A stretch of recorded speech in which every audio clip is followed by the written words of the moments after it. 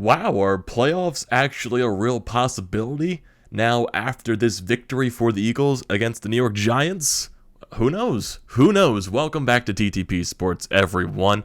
And before we get into this Eagles' huge victory over the New York Giants today, the most important thing you can do is hit that sub button. I will greatly appreciate that. So if you are a new viewer to the channel, looking for all your latest Philadelphia sports news, recaps, and events, definitely recommend hitting that sub button. We just got over 400.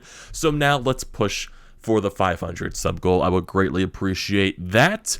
And if you're a current viewer of the channel, I appreciate you being here this entire time and looking forward to seeing you as we continue to grow. So let's get over that 500 sub count. I'll do a giveaway when we get the 500 subs, so definitely that's some enticing motivation there. So definitely hit that sub button. So let's get into the business today. The Eagles' second half destroy the New York Giants today by a score of 34-10. Let's ignore the first half for a little bit because, oh my God, that first half was just bad. It was bad. And I mean, my goodness, that was terrible. The first half, I have no idea how to describe it. It was just putrid. It was horrible. Just the play calling in general by Nick Sirianni and the Eagles in that, the first quarter, there was no scores. If you look at the first so many drives of this game for both teams, you got punt, and there were so many 3-and-outs for the Eagles. Like, some plays only lasted or some drives only lasted 4 or 5 plays, maybe some stretches like that. The defenses for the Eagles, they were doing their job like you should be doing your job against this putrid Giants offense and this putrid Giants team, but the Eagles could not find the rhythm offensively in the first half at all. They found a little bit at the end going into the half, but in that first quarter, my goodness, Jalen Hurts just throwing passes, guys dropping the ball, Jalen Hurts almost fumbling over, getting sacked. It's just trying to force plays once again. It just felt like, oh my goodness. And there were so many plays during this first half as well where Jalen Hurts once again misses players that are wide open and he forces the players that are in coverage because he's not, getting that entire view of the field.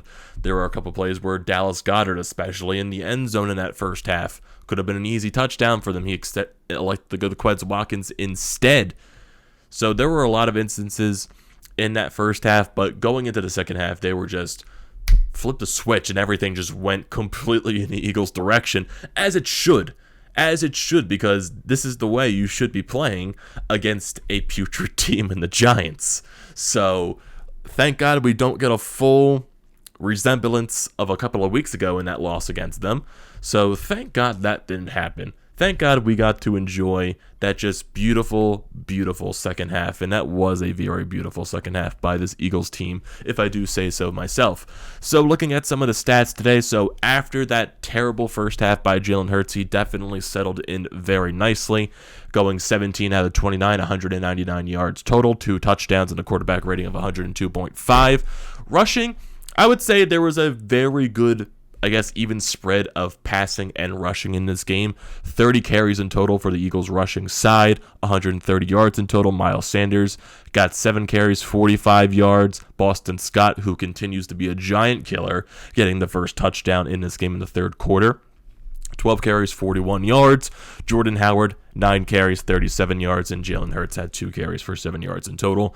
Miles Sanders, there was an injury for him where he did not play the entire second half, so hopefully it doesn't become a little bit of an issue there. Same thing with Jordan Howard. As the second half was going along, he got injured as well, so hopefully it's nothing major there. So, and also as you expected when you're going into this very, very short rested week from the Tuesday game against Washington to this game, you were expected some players to probably easily get banged up. So hopefully the situation with Miles Sanders and Jordan Howard is not going to be too much going into these upcoming games for the final 2 weeks of the season. And hey, if you're looking at these final 2 weeks of the season as well, Minnesota lost today to the Rams, and tomorrow the Saints, they play the Miami Dolphins. Both teams are 7-7. So say if the Saints lose tomorrow on Monday Night Football to Miami, the Eagles next week, since they now, with this win, I would say hold the second wild card spot for now. If the Saints were to lose to Miami tomorrow, the Eagles could clinch the playoff berth next week. So that would be very nice to see. So there's going to be a lot of Eagles fans including myself, watching tomorrow Monday Night Football game to see what happens in that game between the Saints and the Dolphins, and to see how it can impact next week, because next week it's going to be a crucial game regardless, but if the Saints were to lose tomorrow, that game could be really crucial into clinching the playoffs for the Eagles. So that's definitely going to be something to look forward to. And that also kind of makes you worrisome just with these two injuries to Miles Sanders and Jordan Howard, just basically because on how dominant the Eagles' run game has been ever since they finally found that identity. So hopefully this doesn't become an issue going into next week. Hopefully these are just minor tweaks and they just kept them out of the game for safety precautions. So hopefully it becomes that type of scenario. And just some plays during this game as well. Just in that second half, you get the early interception by Rodney McLeod. You get into the end zone, get the Boston Scott, get that touchdown, and then basically it just snap, and it just keeps going on the other way. You get the Boston Scott touchdown, and then you get the field goal eventually. Then you also get this beautiful play by Devontae Smith. And just basically during the second half as well, Jalen Hurts on two different drives, getting some deep shots down, one to Devontae Smith and one to Quez Watkins. Both were beautiful catches by both of those players. And on the second touchdown during the second half, just a fantastic play by Devontae Smith to keep his feet inside the end zone for the touchdown.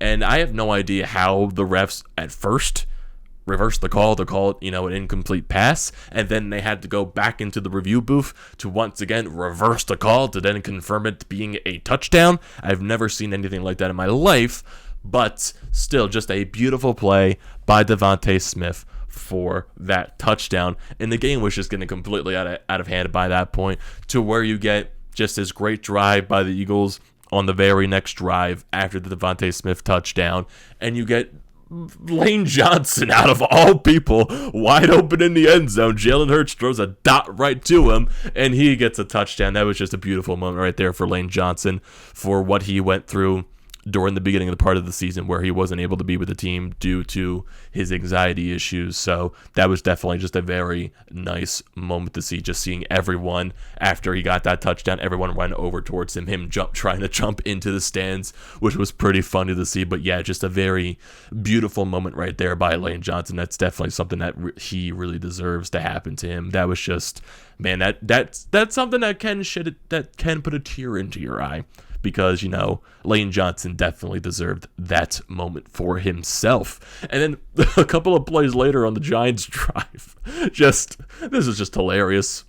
As the Giants in this game, when they brought in Glennon to beat it. So you got Jake Fromm starting this game for the Giants, and the Giants quarterback play in this game was fucking atrocious. It was so bad, and I was just like, okay, the Eagles, you got to beat this team, right? And it was just, okay, Fromm was bad. He definitely was, but then they decided to bring in Mike Glennon, who made the entire situation worse. I'm not saying Fromm was being good whatsoever at all. I'm not saying that at all. It's just, you're bringing in Glennon to try to spark something? Mike Glennon? Okay. And then you get the pick six bounces off of one of the Giants receivers into the hands of Alex Singleton, and it becomes a pick six for him. So basically 2 touchdowns for the Eagles in a span of what? I think it was probably 2-3 minutes or something like that. It was just a weird moment. And this game was just completely out of hand at this point. The Giants did get a touchdown. Evan Ingram, he basically in garbage time to make it 34-10. So yeah, it was just a tale of two halves, I guess you could say. Definitely a tale of two halves for this Eagles team. So yeah, and there were definitely issues for this game as well. There were definitely some negatives that I can point out. I think the Eagles were a little too many penalties in this game by this team. The Eagles took 11 penalties in this game, which is not good whatsoever. They lost 79 yards. Because of that, there were a lot of offside plays. And yeah, there were definitely a lot of plays where probably shouldn't have been a penalty whatsoever. I think there was, I forget who got the penalty, but it was a phantom hold, basically. I think it was on Javon Hargrave. That basically was on a run play for the Giants. And I'm just like, where's the hold at? And then you get your various offsides, false starts, all that encroachment and all that. And then, unnecessary roughness on the receiver. So there were just some, unnecessary penalties that the Eagles did take today that they really got to clean up going into next week, because they were doing really good at, when we know at the beginning of the season where they were terrible, with, taking so many penalties and being undisciplined. They were getting that very nice improvement, getting more and more disciplined as each week went along. And this game is definitely, maybe you can factor it into the short rest week, being a little sloppy because of that. Maybe that can be a factor into why there were so many penalties in this game. And yeah, also there were some very bad calls as well. You got to factor that into it as well. And there were definitely some missed calls on Eagles as well. I think it was on the Rodney McLeod interception. There was an obvious face mask on Glennon during that play. So it was just, maybe they should have. No, it wasn't Glennon during that throw. It was Fromm during that throw. Obvious face mask on the Eagles, and the refs missed it. So there were definitely a lot of missed calls in this game, and there were definitely calls that were very questionable as well. And going to some of the receivers during this game as well. So Devontae Smith had a fantastic game, probably one of his better games in the past couple of weeks. 5 receptions, 80 yards total, 1 touchdown. Quez Watkins, 3 receptions, 43 yards. Dallas Goedert definitely not as active during this game. He had a couple of drops as well. He had 2 catches for 28 yards. Jordan Howard had some targets, 2 catches, 19 yards. Jalen Reagor actually had some positive things on a punt return. I think it was, a 36-yard punt return? I was just like, wow, where did this come from? Is the booing Jalen Reagor helping him? There were some boos going on down there after Miles Sanders tweeted after the Washington game, "Stop booing, please." And I think that was all more in towards, trying to stop booing Jalen Reagor, but you're not going to get Philadelphia fans to stop booing. It's just in that whole argument that speared over the entire boo thing. It was just so stupid, saying like, oh, we can't boo players anymore, blah, blah, blah, blah, blah. If players deserve to be booed, they're going to be booed. That's bottom line. We can't just baby these guys, if they're not performing to their expectations as we hold them to, because if players, they don't play up to those expectations, you're going to be booed. There are a lot of players in this city that know that. Jason Kelsey knows it, for crying out loud. He said that like so many weeks ago. If you don't play good in Philadelphia, you're going to get booed. If you don't play up to your expectations, you're going to get booed. Bryce Harper knows that. There are so many players in this league, in the city that play here that know that. Joel Embiid knows that. Jason Kelsey knows that. I'm sure Jalen Hurts knows that. Many Flyers players know that. Bryce Harper knows that. So no booing. Continue to boo. Booing is not a bad thing. Didn't want to get into a little spurt about that, but that was just a conversation that really annoyed me because of how stupid it was. It was just so stupid. But hey, looking on the positives, you get this win. You're now 8-7 on the season, and you have a huge chance if the Saints lose next week. That is the entire key. If the Saints lose tomorrow on Monday Night Football, you got a case for next week to make the playoffs. You definitely do. And just looking at this final, last 2 games for the Eagles, you're playing in Washington next week after New Year's, and then you have that last game on January 9th against the Cowboys at home. So definitely could be major implications next week for a playoff berth if the Saints lose. That is the key. The Saints have to lose tomorrow to clinch a playoff berth next week. I'm not sure if there are going to be any other implications. I think in order to clinch a playoff berth next week, it had to be the Vikings lose to either the Rams this week or the Packers. And then I think the Saints have to lose to Miami, because I know regardless, the Eagles do hold that tiebreaker with the Saints since they beat them earlier on this season. So maybe there's some implications there. But the key is the Saints have to lose tomorrow for the Eagles to be able to get a berth next week if they win against Washington next week as well. So definitely some exciting stuff going into next week, and I want to hear your thoughts on that. What are your thoughts on this game?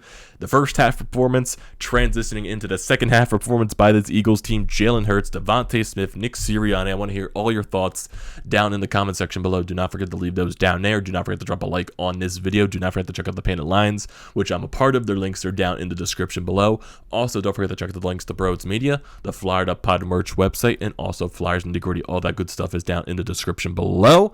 And like I said at the beginning of the video, the most important thing you do is hit that sub button. I will greatly appreciate that. I will do a giveaway at 500 subs, so definitely hit that sub button. And I will see you next time.